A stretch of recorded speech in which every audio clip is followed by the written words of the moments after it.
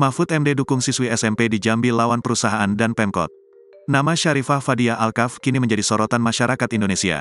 Bahkan Syarifah Fadia Alkaf, siswi SMP di Jambi bikin Menko Polhukam RI, Mahfud MD turun tangan. Mahfud MD meminta Kementerian PPA, Kompolnas hingga KPAI untuk segera berangkat ke Jambi temui Syarifah Fadia Alkaf.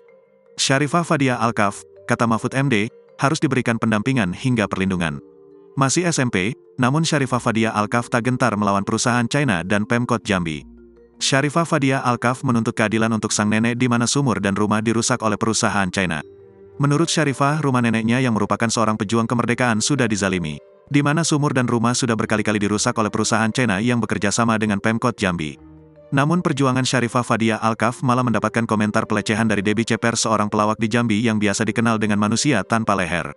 Syarifah Fadia Alkaf pun tak terima mendapat komentar pelecehan dari Debbie Ceper.